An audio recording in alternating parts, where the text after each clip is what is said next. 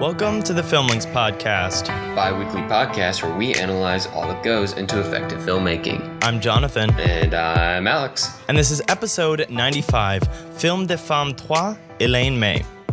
Man, you said a lot of numbers in that title. A lot of numbers.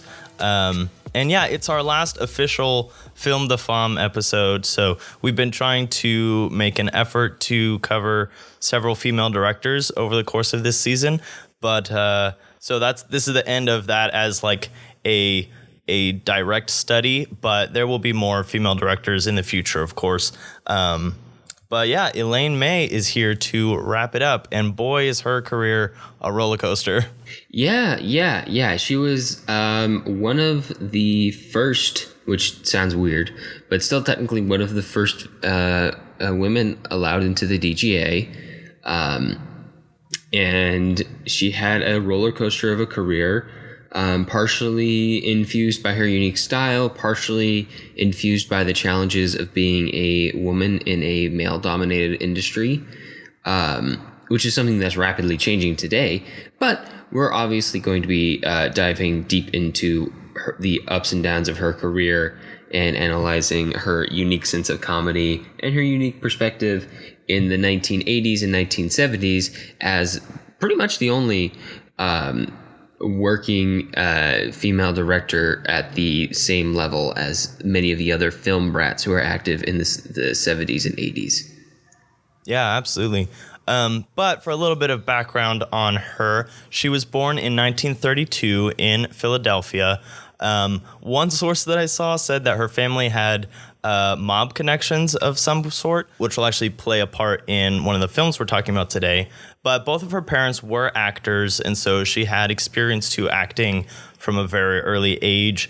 As we're going to see, she is very much an actor's director because of that. We've talked about actor directors versus technical directors before, so Elaine May definitely falls on the side of like Orson Welles and Kenneth Branagh and Peter Bogdanovich, those kinds of directors. But she actually dropped out of high school when she was very young and got married, and so she didn't have like a formal school training, but she did study with some very top tier theater directors. And she co-founded an improv troupe with a couple other actors called the Compass Players. And from there, they became very popular. And someone who joined the group a little bit later on was Mike Nichols, who would go on to become a very successful writer and director in his own right.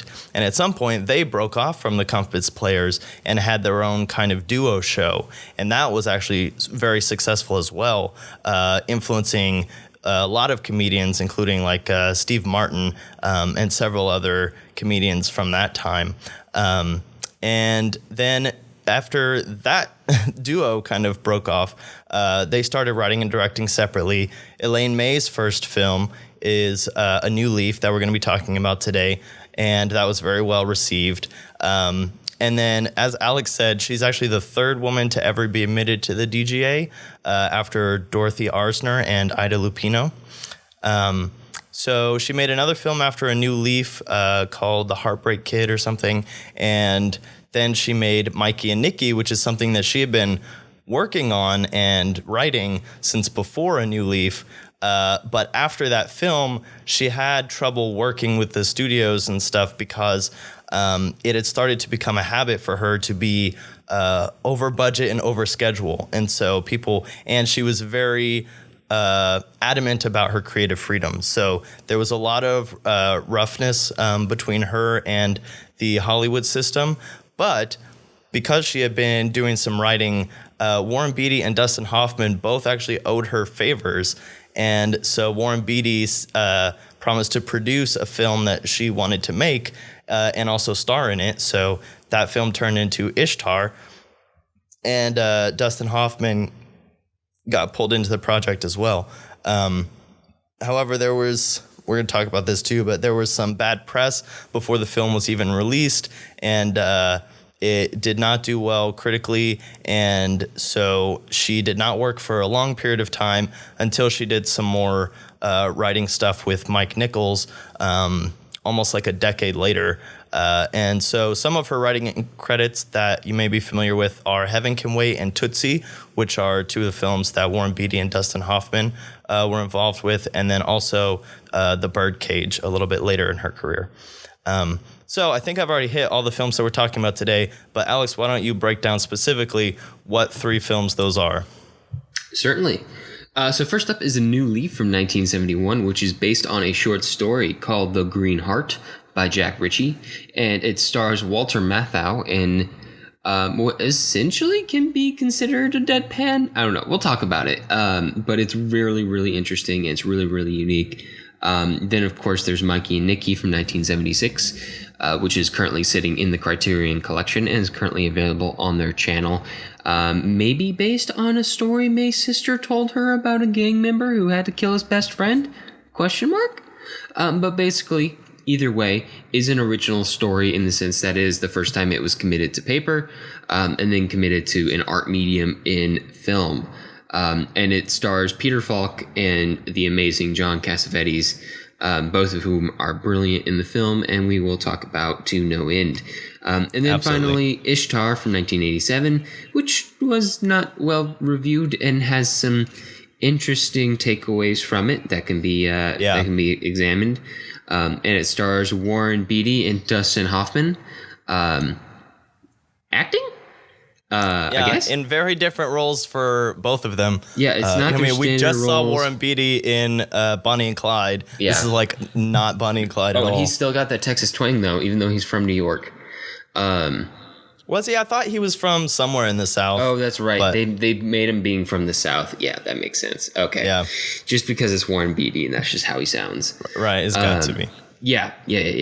But anyway, it will be a very interesting episode to dive into. She's got a unique perspective. And like you mentioned, Jonathan, she kind of developed a reputation of being like over budget and demanding creatively. But we should point out before we dive into this that is not unique in the film world. There are many directors who have that reputation, including some of the most famous ones out there who are incredibly demanding and would go over budget all the time. I mean, Hitchcock basically like dug out a studio at one point. Right. And got away with it and went way over budget and way over time. And Elaine May did create some amazing movies. But as soon as the chance came for her to derail, she was derailed. Now, she still found work in the industry as a writer, but we'll talk about it all in the individual breakdown. So why don't we kick it off with A New Leaf? Jason, go ahead and start us off. A New Leaf from 1971. Spoiled playboy Henry Graham is from a wealthy patrician family and very used to a certain lifestyle. So much so that he spent all of his trust fund, leaving himself and his butler destitute. After securing a short-term loan from his uncle, who revels in Henry's failure, the clueless rich kid who's never had to work for anything in his life now has to secure his future. And to do so, he begins courting the wealthy but awkward and hopeless heiress, Henrietta Lowell. But as he tries to use her money, a complete complement of others already taking advantage of Henrietta stand in Henry's way. Henry might have to commit murder to get out of this jam, or he might have to just turn over a new leaf. So, Alex, for once, I've seen this film before, and I don't believe that you have. Is that Wait, correct? really? You'd seen this movie before?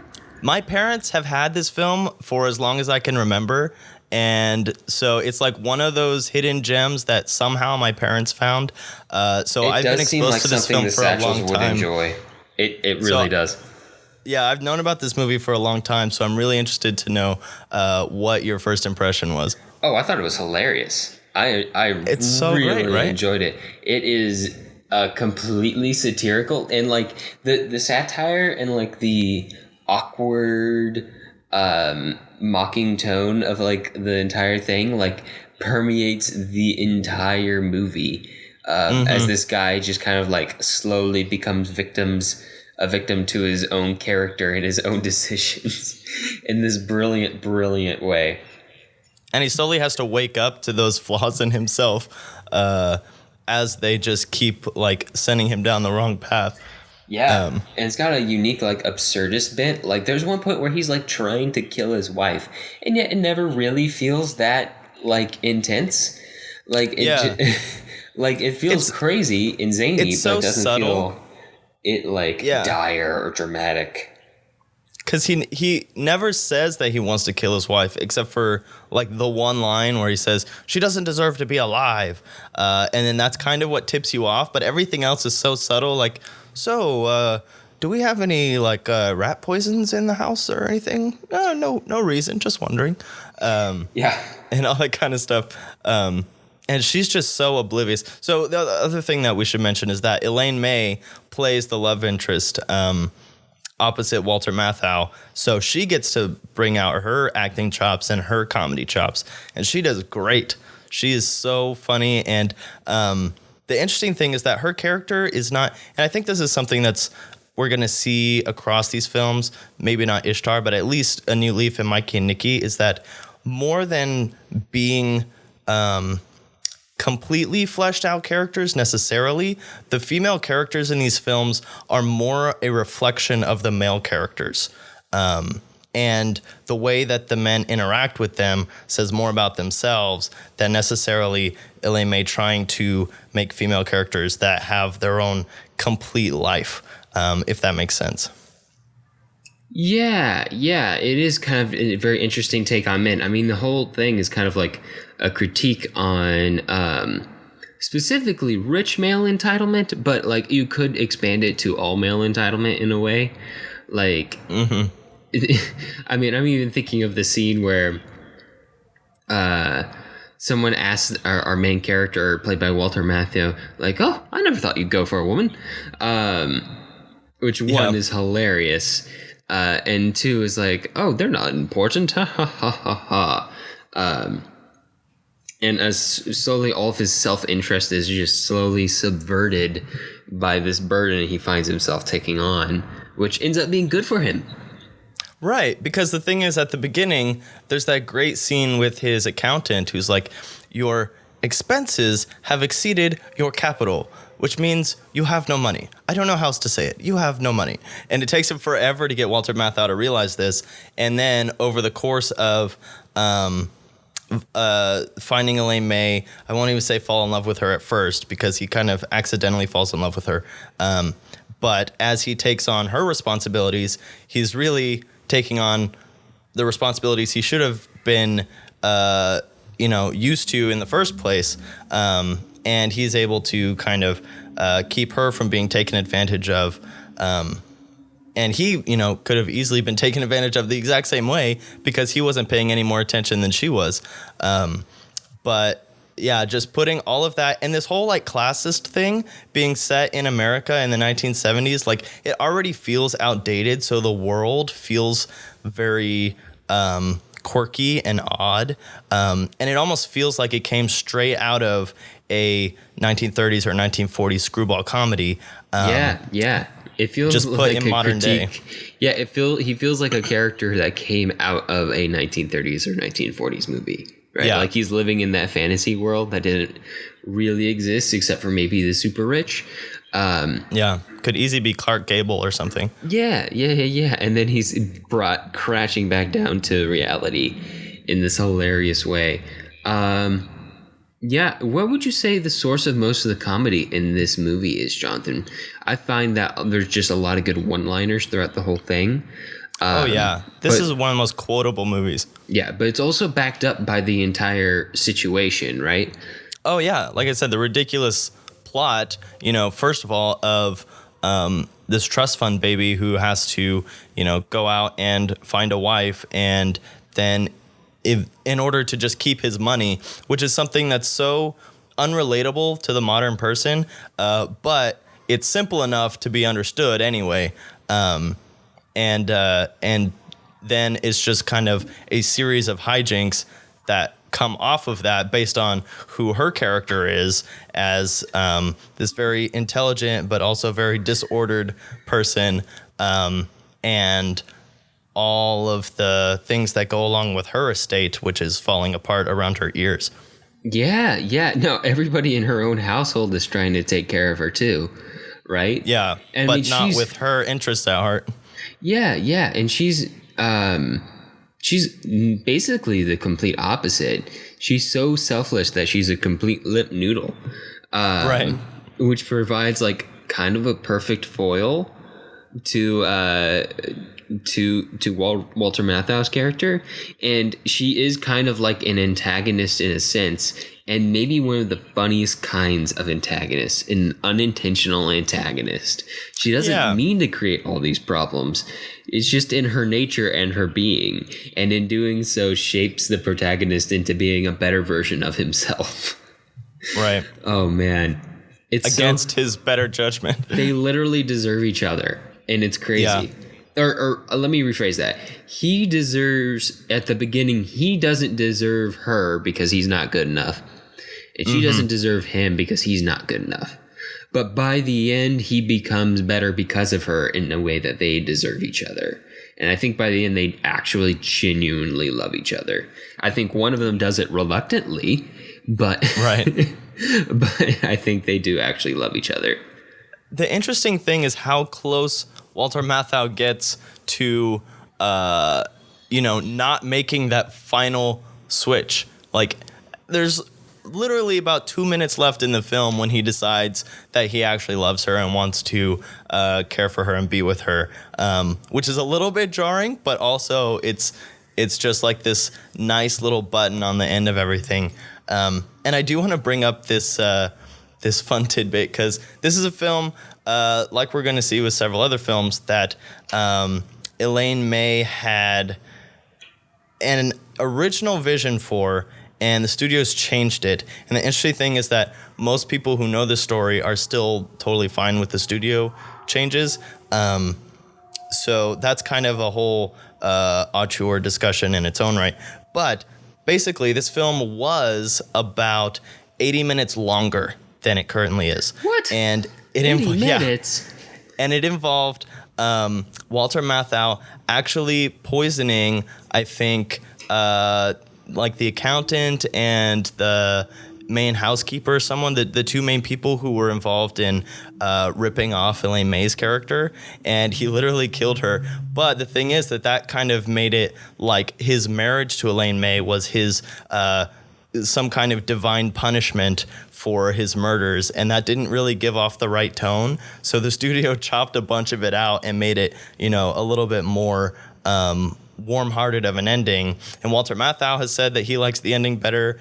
Even Roger Ebert says that although he usually would err on the side of the director's wishes, like this one still basically turned out to be a really darn good movie anyway.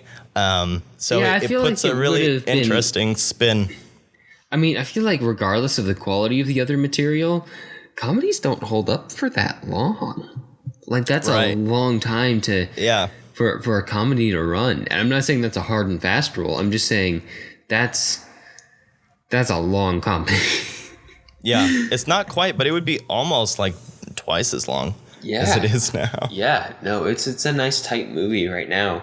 And I feel like that almost would have gone too dark, right? Because as it exists in its current version, I would not put it in the category of dark comedy, even though there's a large portion of the film in which he's considering killing his wife and trying to kill his wife. It's just not quite dark. It's more awkward. Yeah, the overall tone is still very light. Yeah. And in this way that I feel like we can point this out with basically all of Elaine May's work is the plot is very character driven and is very built around the idea of like diving into what makes the character tick, their flaws, their pros, their cons, and then the decisions that all of that about the character drives them to make, and then the consequences of those decisions, right? Like this entire time we're examining Walter Matthau's character, watching him make decisions based off that character, and then exploring the consequences of that character, which it makes for really good storytelling, right? Because it makes you invested, it keeps you interested, and inherently it makes it make sense when you watch this stuff just intuitively. Like you watch it and it tracks. It makes sense because that's how you get shown how the character will act by exploring their character, and then you see them act. And yeah, it definitely changes his character if he actually goes over the edge into murder. And in the way that it ends up, he comes very close, but his character that we've seen change over the film prevents him from actually committing murder. So that feels like it tracks a lot better, especially in this version, with the very lighthearted tone. And we should talk about some of the other characters, like the butler, who is the voice of reason and basically the most self-aware character in the film, because, you know, he is aware of all of these things that are going on, and he says them. He says things to Walter Matthau, like, maybe she is the reason for your newfound competence, and stuff like that, like almost as a jab if it weren't so true. But he's just hilarious. At first, he wants Walter Matthau to, you know, find a wife and get married and have money just so that he can keep his job, because he likes being, as he says, a gentleman's gentleman. But by the end, he has to literally talk him off the ledge of murder over and over and over again. And Walter Matthau doesn't even realize that he's onto him, basically. But that's what makes it so funny. I love the Butler character in this movie. He's so good. He's so good. He's listening at every door. He is your stereotypical Literally. butler. Even like the way in which he introduces his plot is fabulous. Like, he's got his own And he drives has a and transatlantic desires, right? accent. He does. Oh my gosh, he does. He does. That's a good point. That's another good connect back to like this 1930s, 1940s character being woken up by the real world. You have no money. Yeah, no, he's brilliant. I love that he starts off, every character has like a pretty strong desire that they chase throughout this film. It's just well motivated, I think, is what I'm getting at. Like, sometimes we watch movies and it feels like not all the characters have good motivations, or maybe they're just in there for a moment to serve a plot service. But every single character in this movie has really, really solid motivation, right? Walter Matthau wants money, then he wants to protect his wife eventually. Right. The butler wants Walter Matthau to have money. And Elaine May just wants love and attention. To find a frond. Yeah. Oh my gosh, that's right. And maybe to find a species of plant. What frond is that? Why, it's my frond. The lines are so ridiculous, but it's so quotable and great. Yeah, it's pretty crazy. Just how like well constructed this movie is, and I feel like part of that is that they went through and did those cuts, right? Like, I feel like it carries just enough weight, and the pacing is just right, and the overall tone is. Tell me if you would disagree with this, but I feel like there's a slight awkwardness to everything that makes it work, especially Elaine May's character, that is like the foundation of a lot of this humor. Yeah, and I think there's even a little bit of an awkwardness to the technique of the film. I think because it's probably pretty low budget, pretty run and gun, it makes it feel a little bit unpolished. Not to say that it's not done well, but it doesn't feel like a very polished Hollywood film at some points. And so I think that kind of helps add to it, even just on an aesthetic level. Yeah. So you mentioned pacing, and I do want to bring this up because I saw a review of this film that said that the film plays like a 1940s screwball comedy in slow motion. And I think that's something that's interesting because there are a lot of scenes that drag for the comedy. So like the part where she's trying to get into her nightgown on their honeymoon and she's got her head in the wrong hole, and they just go for like 5 minutes almost in one shot. And Walter Matthau's like, no, you've got your head in the armhole. And she's like, well, I know, but the holes look so similar. But where do I go? Your head is in the armhole. You need to get your head out of the armhole. And it just goes on and on and on. But as opposed to dragging, it gets funnier the longer that it goes. And I don't know if it's got to be at least a large part of their performances. I think Walter Matthau is absolutely perfectly cast. They're both perfectly cast because his dry tone of voice just makes everything, especially in this kind of a dry humor movie, just work so perfectly. Yeah, and it's one of those things, and this is something that I'm going to harp on when we get to Ishtar. I feel like the awkward nature of the humor matches the awkward nature of the overall film in a way that makes them click together so that the whole thing feels like one cohesive whole. And when we get to Ishtar, I feel like the opposite is true. And that's one of the things that kind of hurts that movie. But in this one, like the whole thing feels cohesive. The tone of the movie making, you know, the way they hold the shots forever, the way they stick in wides, the way they don't cut even when things get awkward, like we're forced to look at the awkward. Right. You know, it all kind of fits with the same way the humor, the awkward nature of the characters, all of that kind of fits together in a cohesive manner. Unlike when we get to Ishtar. Yeah, and it even fits again, like with the setting, with this whole idea of basically kind of American royalty that doesn't really seem to exist anymore. So the whole world feels kind of fantastic. But like you're saying, in Ishtar, the setting for the film is very real and hits close to home, like very closely. And so when you try to make light of that, you have to tread a lot more carefully. So yeah, it's definitely interesting. You know what else is really nice about this movie? It's got like a unique angle. And I know we already talked about like how this kind of like critiques male entitlement in a way, but it's got, you know, a unique sense of humor that you don't see in a whole lot of other movies in America in the 1970s. Maybe the closest kind of humor is like Monty Python, but Monty Python's also kind of like off on its own world, but it's also pretty dry. It reminds me a lot of What's Up, Doc, which is also a modern screwball comedy film pulling from very similar sources. And I don't remember exactly what year What's Up, Doc is, but it's probably within 5 years of this movie. So there was like almost this little resurgence of a almost pure form of screwball comedy, like right there in the 70s, that whenever one of those movies pops up, it's just a real treat. Yeah. No, you're right.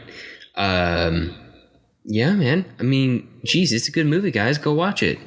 It's good. It's just well written. It's probably different than a lot of comedies that you see, especially compared to a lot of modern day comedies. I think this is kind of like one of the last gasp of comedy movies that comes out before SNL comes busting through the door. It is like, we do all comedy movies now. Ha ha ha ha ha. So yeah, between SNL and National Lampoon, which is in National Lampoon is Chevy Chase, man. That's SNL. Yep. That's what I'm saying.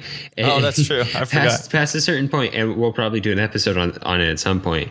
But past a certain point, there's not movies being made in Hollywood that don't star an SNL character, have an SNL writer, have an SNL producer, or are in some way, shape, or form related to that huge comedy family tree that's been going for like nearly 5 decades now. Yeah, I gotcha. All right, well, on a completely different note. Yeah, totally Shall different. we talk about Mikey and Nikki? Could not be more different. Jason, set it up. Mikey and Nikki from 1976. Mikey and Nikki have been friends for nearly their entire lives, and when Nikki calls Mikey to help him out once more, Mikey arrives. This time, though, things are different. Mikey and Nikki also grew up in the mob, and Nikki went and stole money from the mob boss. Mikey goes to his friend initially with the intent to turn him in for a hit. Not doing so might mean his own death as well, but as the two hustle through the streets of New York during one long night, things don't go as planned. Mikey can't decide if he wants to save his friend or condemn him, and Nikki can't decide if he wants to be the person Mikey wants to save. Over the course of their adventure, with a hitman hot on their tail, the two friends dive deep into their own complicated friendship and feeling of betrayal, regret, and self-preservation. All right, Jonathan, you'd seen this movie before, right? This was one of those movies that when Criterion Channel was booting up... it's the first one. Was booting up their new Criterion Channel after Filmstruck died. They started releasing like one movie a week, and this was the first one. And it was something... I didn't watch it. Really? I didn't watch it. I don't know why. I just missed it that week. So this was the first time I saw it. Really? That's crazy. Yep. That's hard to believe. I think also I knew we were doing it for this week, so I was like, I'll just wait till we cover it. Yeah. Well, it's hard to find anywhere else, though. Yeah, and after it left that week, I was like, all right, I gotta wait till it actually shows up. So anyway, I watched it now, and oh boy, it's something. It's dark. Really good. Yes, it is really dark. Literally and figuratively. Yeah, and you know what? I mean, it's shocking to me that Elaine May has developed a reputation of going overtime and over budget, because taking a look at this movie, you're like, I mean, yes, it's shot on location in New York, but everyone was doing that in the 70s. At night. In the streets. But there's not like a whole lot of light in this movie. You know what I mean? Yeah. Like it's really simple. There's a handful of characters. Basically, it could be like a bottle stage play in a way with like a few different scenes. But you could probably put this on with like 4 actors. So it's shocking that this could really be over budget. I could see over time, but yeah, but she did have to shut down like a lot of New York streets, because there are several scenes where they've got to drive a specific route, or they're literally fighting in the middle of the street, and you can't just have cars going through there and all that kind of stuff. This reminded me a lot of some of the other gangster films that we've watched. Specifically ones. Mean Streets. Mean Streets, yeah. Basically, Mean Streets meets Reservoir Dogs. Is kind of how I felt. Yeah. It's the direct fallout from a heist, and it is, and it's based around 2 characters who are kind of like best friends, and they're connected to the mob, and one is in deep doo-doo, and the other one is torn between trying to get them out and trying to not drown while being pulled in at the same time. Yeah. And like, if you could you imagine this film, the exact same film, but you switch Cassavetes for De Niro, and you switch Peter Falk for Harvey Keitel, and then you put directed by Martin Scorsese at the beginning? Would you believe that? Because it feels like right in that lane. Yeah, it's very, very, very similar. Yeah, I would say the styles are pretty different, but it is very similar. Yeah, because it's got a really kind of nitty-gritty, almost French Connection type of documentary coverage of it. Yeah, the way it's shot feels very similar to the French New Wave. And then the later, and connected to the American New Wave movement, which is, late 60s, early 70s. And then into pushing into future influences, the nitty-gritty feel of it feels very similar to a lot of East Asian New Wave movements, which I'm dying to do episodes on one day. And then even like the way, and this is getting really specific really early in the breakdown, I know, but even like the way like they used diegetic media, like when the hitman is watching stuff on TV before he makes the call to Mikey. He's like the stuff they pick that Elaine May picks to put on that television is directly reflective of the tensions going on in the movie at that point, which is something that becomes a technique used across a lot of stuff, but maybe most notably and famously in the television series Sopranos, which in turn is a mobster movie with a nitty-gritty feel and a lot of friends backstabbing each other. Like very close friends backstabbing each other. Yeah. But in this film, since we do get to contain it basically to these 2 guys who, over the course of the film, we basically realize this is another theme that we're going to see throughout all 3 of these films, are 2 guys who haven't really learned how to deal with their emotions. Like, they're kind of big men children. Yeah, they're emotionally stunted. Yeah, in a very different way than Walter Matthau was, because he just didn't know how to take on responsibility, but they don't know how to express what they're feeling to each other, and in just a normal platonic, just hey, you made me feel bad when you did that, or when you said that about me in front of so and so, and when it does come out, then they kind of lash out at each other and they start breaking stuff and. All of these things that just feel so childish. This whole movie, I just felt like it was this this elementary school playground fight that got blown up into the real world that ended up with lethal really consequences. heavy consequences. Yeah, right. Really heavy consequences. Yeah, no, you're right. This is a movie that's really, really, one, the way they did it, just how you described, and you described it perfectly, is in itself like a critique on, masculinity in the late 20th century, and how in America it tends to be like this emotionally repressive thing. And Mikey and Nikki are two perfect examples. Like this machismo, we can't show our emotions, we don't know how to talk about our emotions. And they even managed to show like, some kind of like physically intimate friendship, just like hugging each other. And that felt like, on screen, it felt like they were pushing themselves to do that. Like this is something they'd only do in this dire of a circumstance where they both know the stakes are so high and shit's really hit the fan and this is probably the end. But like you, and all this points out, this is a great study in subtext. Like this script is so good. Yeah. It's so good. It's like an actor's paradise, and it's just so fun to watch. And every line has like 2 or 3 meanings that you could read into it. Like they're talking about their families, but really they're talking about how their 2 lives have gone in completely different directions, even though they've stayed so close together, and they seem similar, but they're really different. And one has a life that's on a roller coaster that seems to be going up, and one has a life that seems to be on a roller coaster going down. And even just like, the constant freaking paranoia of John Cassavetes, which, by the way, John Cassavetes is a guy who probably deserves 2 different episodes, one as an actor, one as a director, because he's brilliant as both. But this is we should mention one of his best performances that I've ever seen. He's amazing in this movie. Yeah. And speaking of kind of just the way that the film develops, it's pretty genius because by the end of the film, basically you hate both of them. But you can't start the film hating both of them. So we start off with John Cassavetes. Can't start off hating them.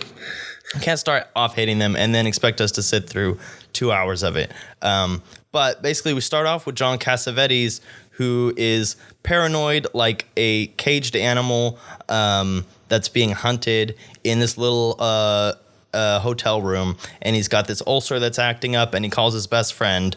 But the tensions are visible from the very beginning because he's already got a gun out as soon as he comes in because he's so paranoid. He doesn't want to take the ulcer medicine, and then Mikey goes out to get the milk or whatever that he needs for it, and then. So we feel bad for Nicky because he's wounded, he's scared, he thinks he's going to die. We don't know anything about him except for those things. So those are like, all of those things stack up to a very sympathetic portrayal. And then over the course of things, we start to, realize what his character is and realize that, okay, so maybe he actually... deserves this quote-unquote death sentence that he has on him. And then the same thing with Mikey. He comes in and he's helping his friend. He wants to help him. It feels like he doesn't have anything on his head that, he hasn't done anything big enough to have a death warrant out on him or anything. So we like Mikey because he's helping his friend. He's trying to help him. And then we realize, oh, no, he's not. He's actually...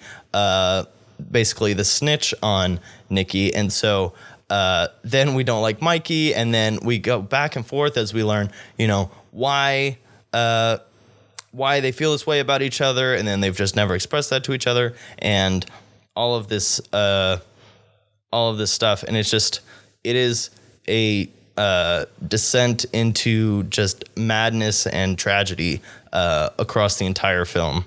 Yeah, no, it does. It ramps up excellently. It's got a delicious tension build over the course of the film.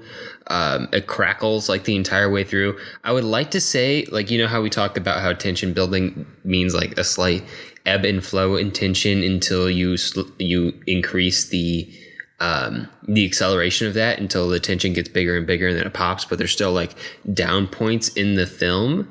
The script is so crackling in this movie that it almost doesn't feel like there's any breathing points, even though there is moments where they're just sitting in a bar. Times, yeah. But or when they're sitting on the bus and you're also going back and forth in your mind whether or not Mikey is going to change his mind about the hit or not. Yeah. But then Nicky just keeps being such a jerk that he really gives him no opportunity to say, all right, fine, I'm just going to... Nicky keeps sealing his fate over the course of this. Over and over movie. And over again. And he doesn't do anything redeeming.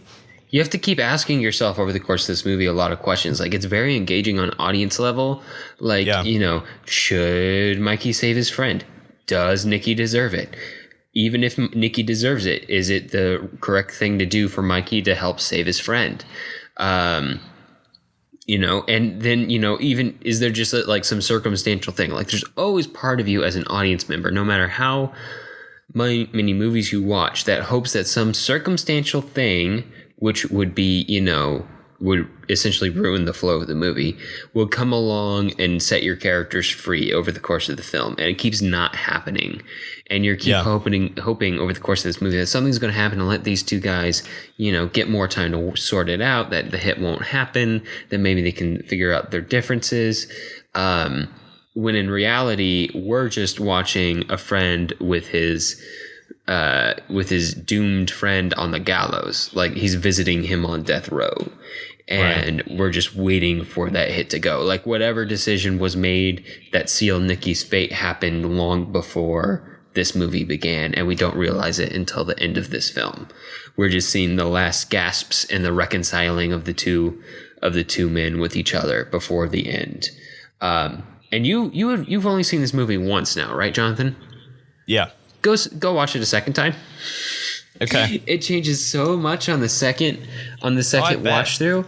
It's just one of those things. It's almost like a mythology. I mean, it's these two brothers who have kind of risen to the ranks of this gang or this mob, and then they've turned on each other, almost like a Cain and Abel thing or something like that.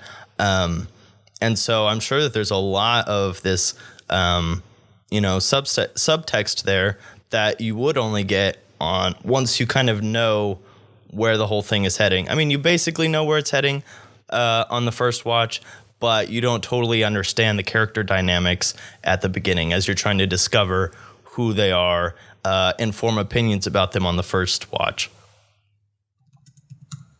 Yeah, no, you have a very different take, a very different set of opinions on the second one.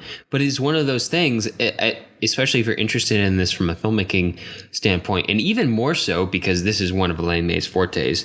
She's definitely hyphenate, director, writer, actress. As like a writer, as somebody who is interested in screenplays, giving this multiple watches is a great idea because it reverse engineers exactly how to make a script that's this engaging and that has those kinds of layers and built-in reveals in it that are unnoticed by the audience until the second watch through. Yeah. All right. How do you feel about the acting in this movie, Jonathan? Yeah, I was about to get into that because the acting feels very natural. It almost feels improvised. And I was watching some of the bonus features on the Criterion edition on Criterion Channel. And the distributor is talking about this. And he says, basically, even though Elaine May came from a very improvisational background, she actually wrote basically every single word that's in the script. But they were just so good at performing it that it felt like it was the first time it was coming out of their mouths. It's and crazy. It was in the moment. It's so good. But here's the other thing that she would do is she would just let the cameras roll. And this is one of the things that put her over budget is that she would roll the cameras for so long on them just to get these little moments and these little natural things over time that she had so many rolls of film that she literally had to like hide them under her mattress to keep the studio from getting at them. So that's another one of the things that put her on bad terms with them. And there's a story about a PA or someone on the set during a take when Falk and Cassavetes had left the screen for like 10 minutes or something, and she was still rolling. And so someone on set called cut, and she got so mad at them for calling cut when that's her job. And they were like, but they've left. And she was like, they might come back. You know, she was so intent on getting those little moments that she just shot through so much film, which is expensive at the time. You know, you're not talking about digital where you just swap out the cards. Yeah, I was about to say, it sounds like she would be a really good fit for like a digital workflow. Right. Even though, like, I feel like this film like inherently benefits from like that film quality, that film grain. Oh yeah, the grittiness is perfect. Although I will say, I feel like sometimes the quality of film is overblown, which I know, like, it's just saying that just put me on like the shit list of every cinematographer. But you know, like the graininess and grittiness of the of the image is one quality. Is one quality among many of the image you are making and the film you are making, of which the image is only one quality. But it does give it a certain texture. Thing, and I feel like it adds to it in this one. It does make it like a perfect fit for the Amazon channel or for the Criterion channel, right? Literally the only option that she had in 1976. Yeah, right. There was no, you didn't have digital in 1976. Yeah. So let's talk about the female characters, because there are very few. I think there's 2. Yeah, there's not a lot. But they, again, provide a reflection on Nikki. And they, like, if you didn't hate Nikki before it comes to the scene with either his mistress or his wife, then by the time that he leaves them, you're, like, solidly against him. Because he is so slimy and manipulative to these women that it reinforces what we've been seeing through the whole film, that he will literally do anything to get whatever he wants. And, you know, not even like this big like thing that he wants. It's just whatever he wants in a specific moment. He will talk and weasel his way into it.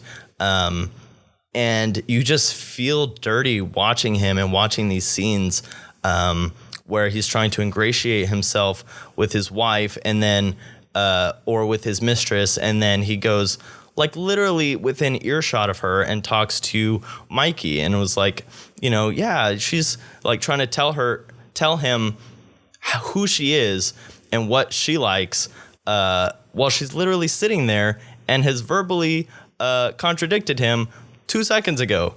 And it's just, it's so hard to watch. But again, these are not like I think the wife character does have some good nuance to her.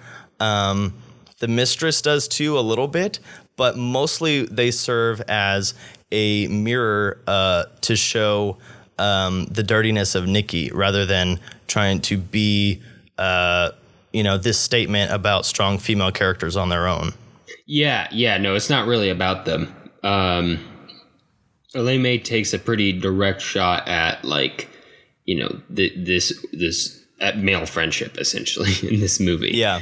And two very morally characters who've been thrown into a world that she's, at least allegedly, very connected with. Right. Oh, yeah, and the other female character, though, is Mikey's wife, who we don't see until the very end. Well, I guess we see her a couple times throughout. Yeah, she's, like, helping him with the hit. Yeah, without realizing it. But she's interesting because by the time we get to that scene at the end, is like you were saying earlier, he's talking to her about his family and Nikki's family and growing up and all this. But really what he's talking about is his relationship with Nikki. And it's really interesting because most of the film takes place in these really kind of claustrophobic close-ups or two shots of Mikey and Nikki. And then we get to this scene at the end, and there's this one shot of Mikey's wife standing up in this really wide frame of their living room or their dining room or whatever. And it was just eerie. Like, it felt like something was going to come out and just like blow up the frame at any moment because I don't know, it just had this really weird sense to it in contrast to the way that the rest of the film had been shot. I don't know if you remember the shot that I'm talking about or if you had the same feeling, Alex. Wait, describe it to me one more time. She gets up, she's in her purple robe, and she walks over from like the living room to the dining room, and she's just standing there right in the middle of the frame in this really wide frame. Is this at the end of the film? Yeah, at the very end. Okay, it definitely feels very different. And this is the point where we've gotten like through the night, and it is now daytime, and it is a new day, and literally like at dawn is when the friendship ends, and it's like it's a new day now. Right. What once was is now over. Right. And then we get the very last part, which is just, it would be heartbreaking if we hadn't stripped every last ounce of sympathy from these characters that we could have possibly done. You know who I identified most with in this movie, Alex? Who? The assassin. This guy. Oh, really? Who's basically just, got like, this struggling to do a job. I mean, it's a really, he's got really this like freelance morally contract. corrupt job, but like, yeah. Yeah. But he's just complaining. He's like, look, you hired me to do a job. I tried to get there. There's traffic. I couldn't find him. You said he was going to be there. He wasn't there. I waited for an hour. He's like, why do I even take these jobs anymore? You know, like he's just like this really fed up freelancer, basically, regardless of the fact that his freelance job is assassination.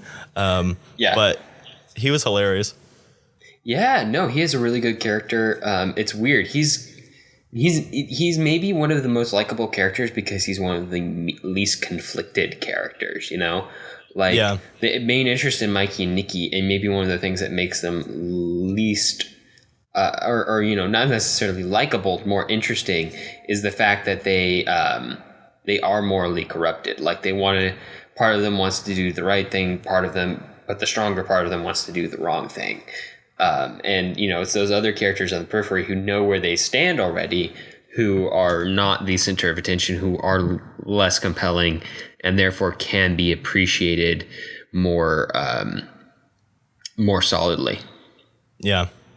Yeah. All right, Alex, I think that's Mikey and Nikki. Shall we move on to Ishtar? Yeah, let's go on to Ishtar, man. Ishtar from 1987. Simon and Garfunkel wannabes, Chuck Clark and Lyle Rogers, are completely inept singer-songwriters, but they believe the complete opposite. When their large egos are bruised after an open mic night gone wrong, the duo decide to accept a job in Marrakesh. Their plane lands in the nearby fictional country of Ishtar, where everything goes wrong, or wronger. Not only is a rebellion underway, but a mysterious woman with a mysterious map approaches them for help, and then separately, a CIA agent draws the singers into the complicated political spy games surrounding the map and the rebellion. Despite all this, the two friends still have a shared goal: to get their show in Morocco. All right, Alex. So I believe neither of us had seen this movie before, Nope. and probably would never have seen this movie except for doing this episode right here. Yeah, probably not. I had heard about it before, just kind of from its bad reputation, which is something that we'll definitely have to talk about. And I think that it's one of the things that made me interested in doing this episode because, like I said, I've known about A New Leaf for a long time, and then I recently realized that Elaine May had a film in the Criterion Collection. And then there's Ishtar, which is complete, like, it's so different. It's the other two movies feel so smart, and this one just doesn't. Like, I hate to say it, but it really doesn't feel like it has the full intelligence and wit of Elaine May behind it. Yeah, we know she's capable of it. It's just, right. You know, and it is one of those things, like, directors have duds. It happens. We know a lot of really good directors who've done, like, a lot of really bad movies. Yeah. And when you only have, like, Elaine May literally only has 5 movies to her name, and one of them is like a documentary on Mike Nichols. So she kind of only has 4. We've done as a director. Most of her career here. Yeah, as a director. As a director, she's done other acting, and she's done other writing. A lot of writing, a lot of really good writing too. it's one of those things that's interesting, and I kind of want to get this part out of the way. But you know, there are other directors who've done really bad movies and then just keep making movies. And keep making like bad movies too.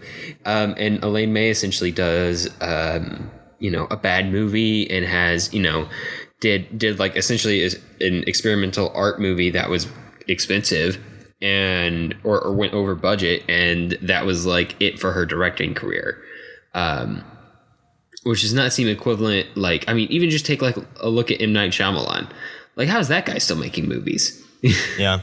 But I will say, Alex, the one director that I kept coming back to when I was thinking about this difficulty with the studios, because it does sound like she, you know, took some extreme measures to protect her creative liberties and stuff like that. And that reminded me a lot of Orson Welles, who also, although he did keep making movies, he had a really hard time with the studios, and he basically had to go out and just act as much as he could to make enough money to make movies on his own because the studios wouldn't do it for him anymore. Yeah. So we're not saying that like men always get to make their films no matter how terribly their films do or how terribly they interact with the studios, but It is definitely a skewed string of results. Metric, right. And it's even hard to evaluate just because there just, up until very recently, there just wasn't that many female directors, to no fault of or lack of interest on the part of women either. Normally just because, one, they weren't allowed, two, it wasn't encouraged. But now within like, you know, the past 2 decades, there's been an explosion. So we're going to have a much different set of statistics to look forward to. And even, you know, as we talked about, you know, including more female directors on the podcast, there's like X number total that we can ever do from like the 20th century. So a lot of them are going to be modern. Yeah, or, you know, or foreign, you know, like all of those three. That's true. The three women allowed to the DGA or admitted to the DGA in the 20th century, maybe there were more in the 90s, but up through Elaine May, we're talking about America. But, you know, obviously Agnes Varda was making movies abroad, and other female directors were as well. So it's a big subject to talk about, and obviously that's a touchstone when you talk about Ishtar. But let's set all that aside and let's talk about the quality of the movie itself. Or we gotta talk about Ishtar at some point. Yeah. So what do you think, Jonathan? Is this movie funny? Okay, this is a really hard question for me because, frankly, no.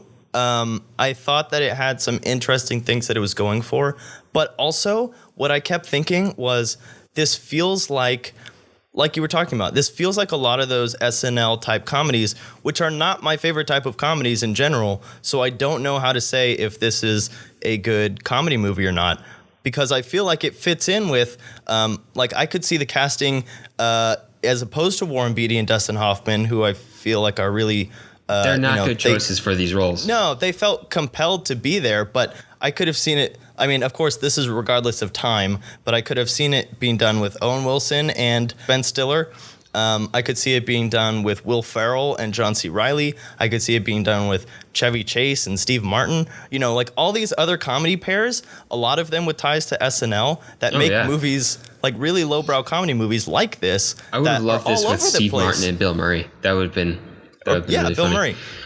But it feels very much more contemporary, and I wonder if this movie had an influence on those types of movies that we see all over the place now, all the time.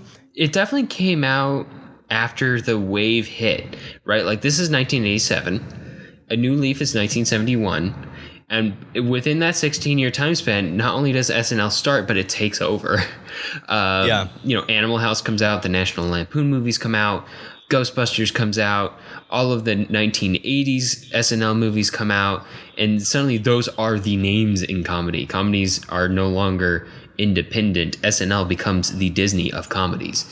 Wow, that felt like saying something really mean to SNL. Yeah, coming from Alex, that is not a compliment. You know, it's just, it's not a bad thing. It's just, you know, it starts to homogenize the flavor of comedy that's out there, right? Like there's one type of funny rather than, you know, different attempts at funny. But all that is to say, this does feel like it's been influenced in those 16 years by the oncoming tide of SNL comedians. Yeah. Even though it doesn't have the same like natural charisma, right? Like a lot of those comedians who come out of SNL, Steve Martin, Bill Murray, are just naturally funny people. Like they could stand in a room and like drink a cup of water and you'd probably laugh, right? Yeah. But you know, Warren Beatty and Dustin Hoffman are amazing dramatic actors and maybe not the best comedy actors. Yeah. Dare I say? Maybe dramedy.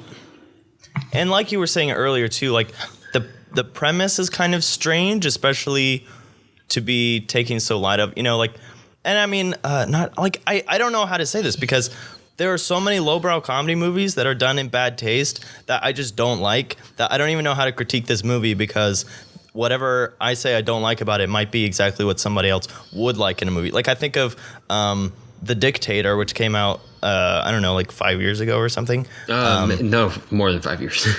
Definitely okay, more than 5 years. That was like high school, man. Yeah, but that was like, I mean, that was pretty bad taste Middle East type humor, right? I mean, I don't know how to say that putting this kind of a Middle East The comedy Dictator came out is bad taste because it's been done so many times. Okay, so close enough. But do you get what I'm saying? Yeah, like, yeah, no, I would totally say get what that you this say, kind yeah. of Middle East humor is in bad taste because it's a really serious issue. But I can't This say one that doesn't because it's even- been done several times. Yeah, this one doesn't even kind of approach The Dictator in terms of like pushing that border of like what's acceptable when you know, doing comedy Right. based in another culture. This one is mostly like again, the comedy comes over this analysis of like male ego in this one. Like they think they're so much better than they are. And the Even thing though is, they're like, terrible and awkward and not good performers. In relation to Mikey and Nikki, I think that the premise is really interesting because it's about two guys who never totally learned how to grow up or have a mature understanding of their own capabilities. But their friendship is actually what gets them through the whole thing in a much more positive spin than Mikey and Nikki. And so although they never like completely mature like Walter Matthau does in A New Leaf, they stick together after, you know, they do their fair share of squabbling and kind of backstabbing or thinking that they're backstabbing, but they're really they're so not very incompetent. good at anything they do. Yeah, they're so incompetent that they're not really even backstabbing each other. And so, like, the friendship angle and the fact that carried them through was nice and it was heartwarming and all that. It's just that all the comedy around it and all the shock value comedy and the racist comedy and the sexist comedy, like, I don't know, it just felt so cringy that it wasn't funny. But again, I don't know if that's me or if that's... that's the movie. Sometimes it does feel like Elaine May is trying to meet SNL style comedy on their ground, which is like that body, like outside the rules comedy. But it's not her forte. Like that she's not equipped to do that. Neither are her actors. And then another thing that I feel like we've got to talk about is like this feeling of inconsistency over the course of the movie. Like sometimes it feels like we're actually in a serious drama. Sometimes it feels like we're in a comedy. And sometimes the comedy is just like a bad karaoke performance from Dustin Hoffman and Warren Beatty. But also then there's the part where Dustin Hoffman almost jumps out a window. And so, yeah, there's definitely this kind of but like... that one feels sidetracked too, right? Like I think the first act of this movie goes on for way too long.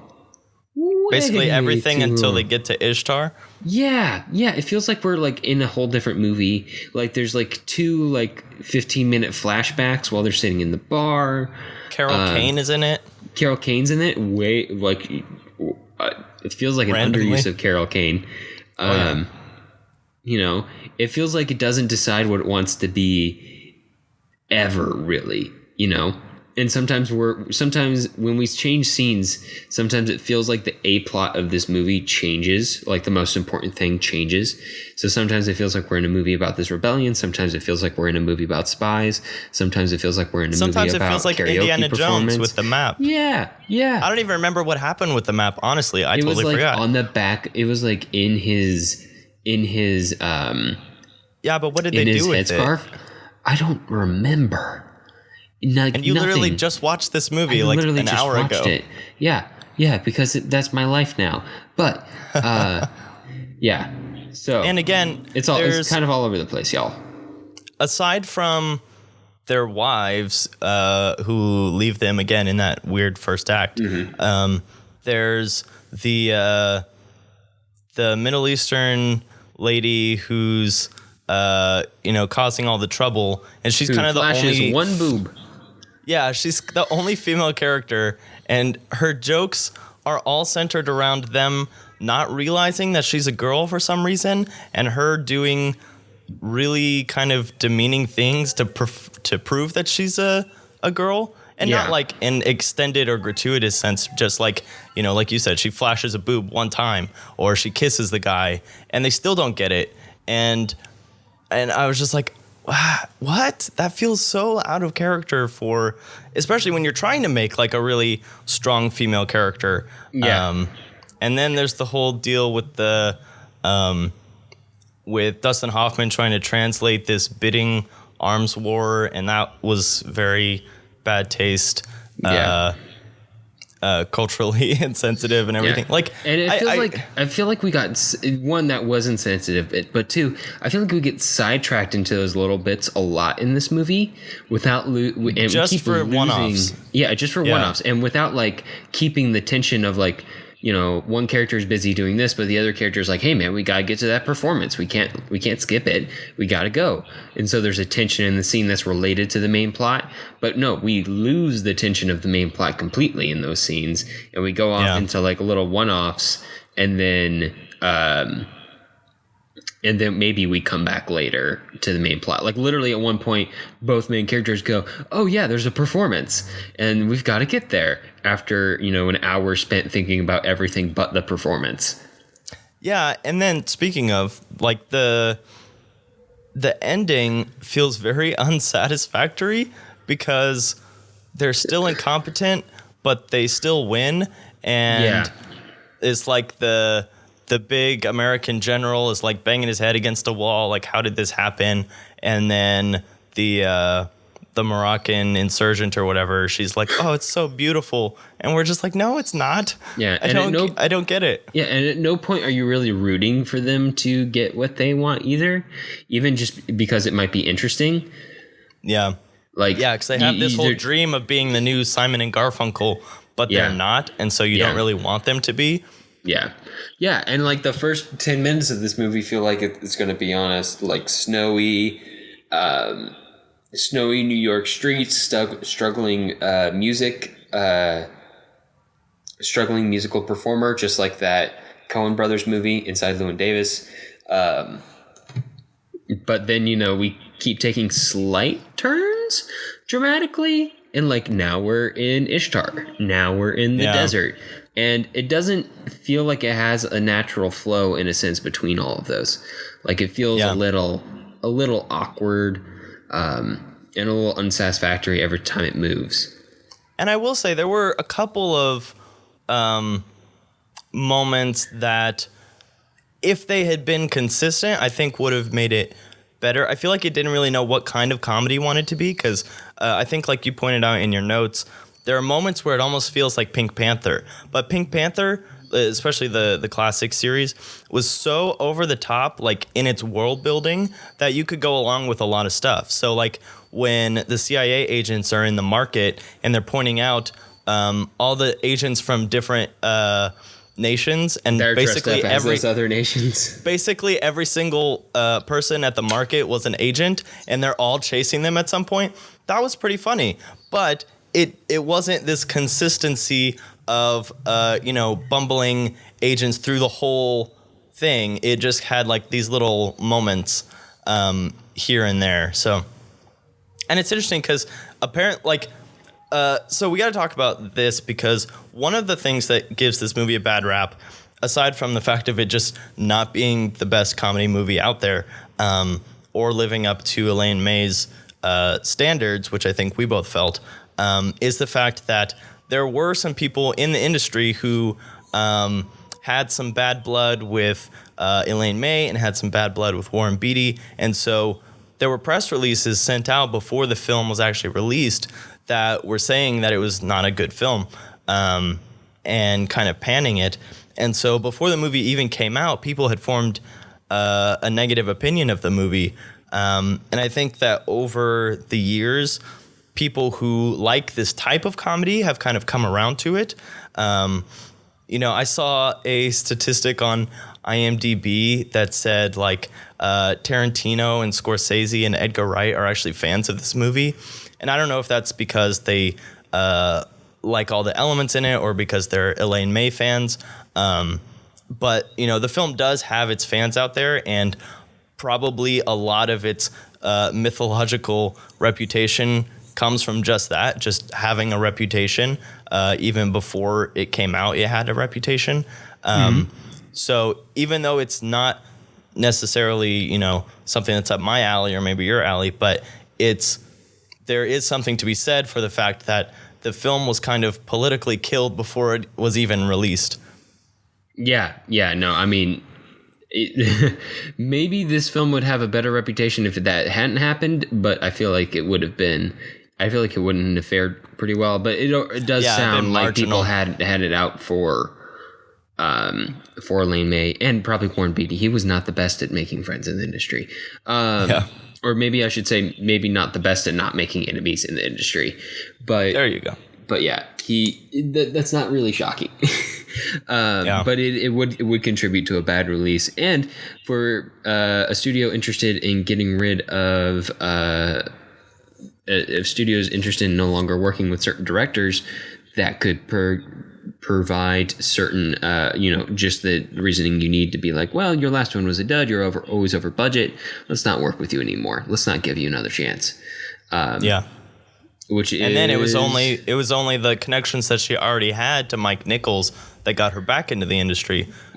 Because literally after Ishtar in 1987, her next credit is The Birdcage from 1996. So it's literally 9 years later. Yeah. That's a long time to be out of the industry. But I'm glad she was able to get back because she did some really good work. In the industry, and she is obviously very talented. I mean, she just won a Tony. Did you know that? Oh, I didn't know that. Yep. She's acting in a play on Broadway.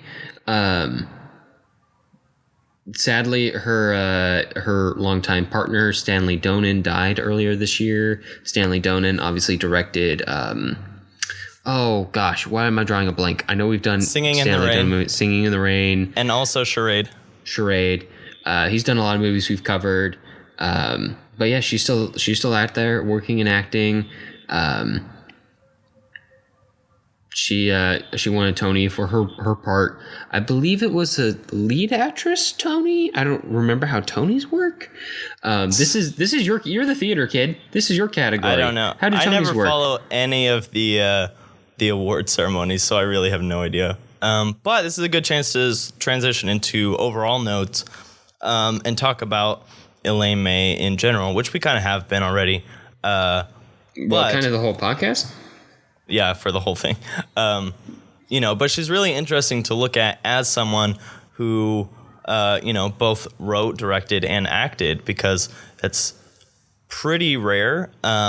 You can think of some off the top of your head, like kind of Quentin Tarantino, although he doesn't usually take up large acting roles and stuff like that. But, especially even just kind of taking a new leaf as an encapsulation of her as being able to direct and write and act at kind of the peak of her powers. It's incredible. Yeah, no, she has some amazing movies out there. If nothing else, go check out New Leaf. Go check out Mikey and Nikki. Mikey and Nikki is seriously one of the best, character relationship studies I've ever seen. crackling And those screenplay. two films back to back just show her range, how good she was at not being confined to a box of being like, she's the comedy person or the dark and gritty action person. Like, no, she could do both really well. Yeah. And even though it kind of feels like her directing career was snipped early, like one amazing comedy and one amazing drama is more than most people ever make. So Yeah, that's right. really, really good.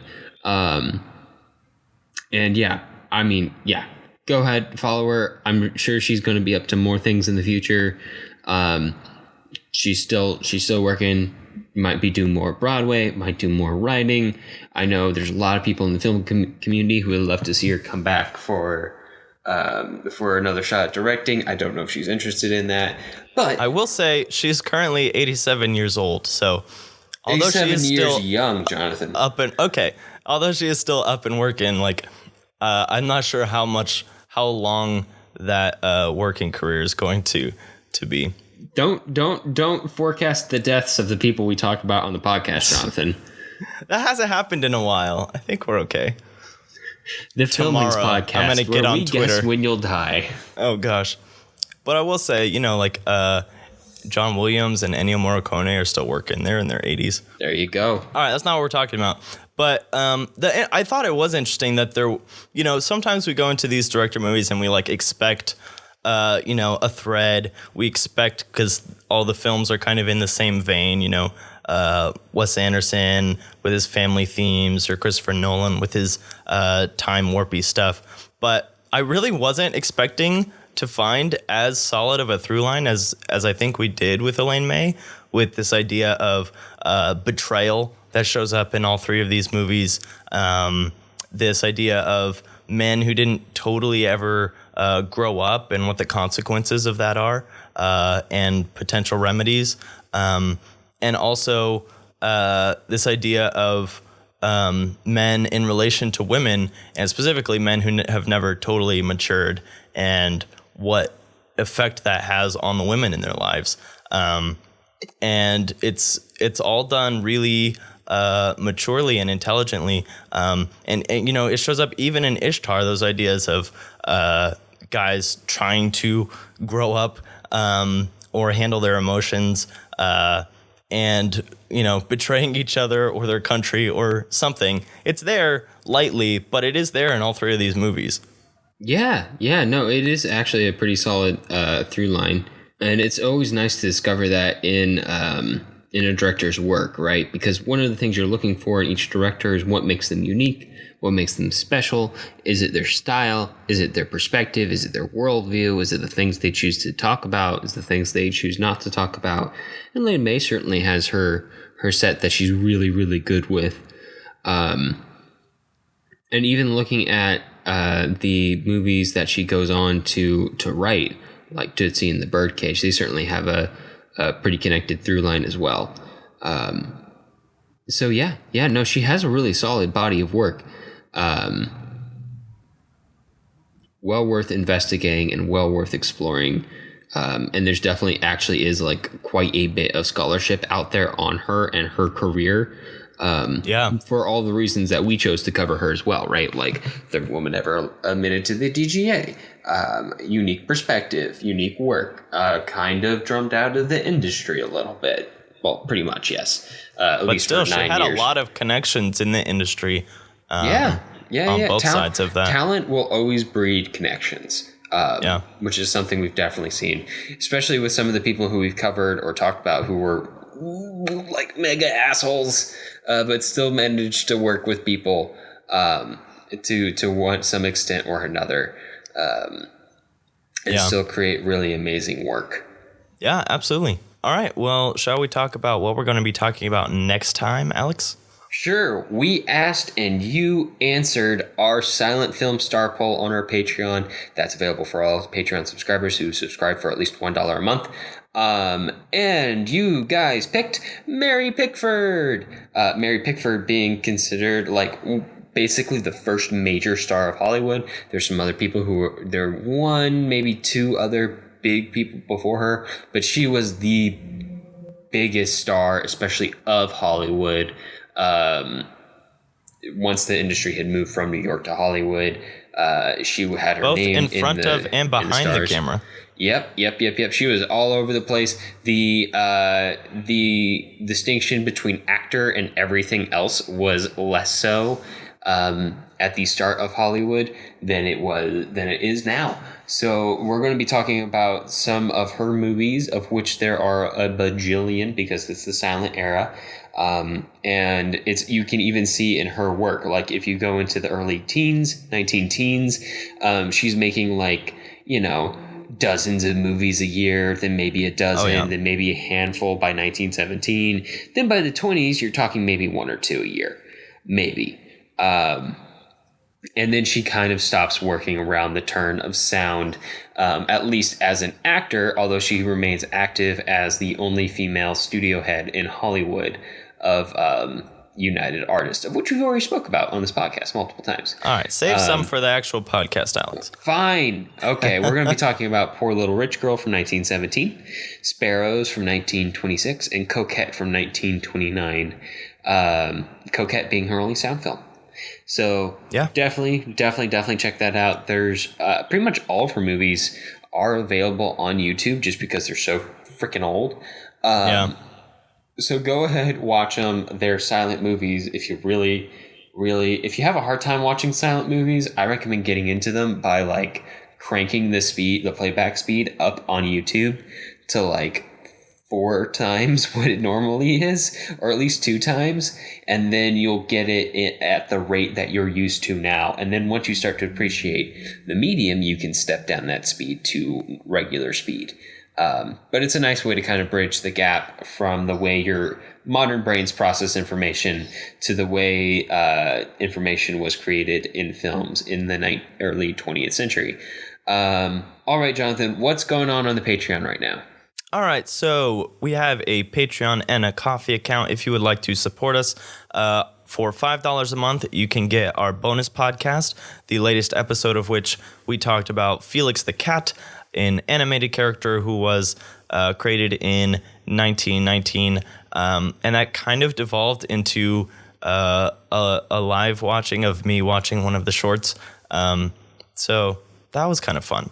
And then our latest Patreon commentary track for $10 a month is my talk with Hayden Schaff as we watched Inglourious Bastards, which is on Netflix right now. So if you would like to watch it and hear us talk about it, we had a lot of good information as we went through that movie. So you can do that over on the Patreon. All right. Well, that's about all the time we have for this episode.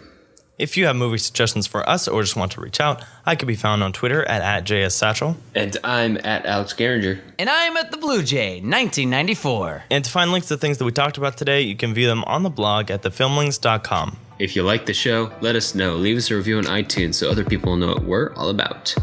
We definitely appreciate it. Talk to you next time. All right, see ya.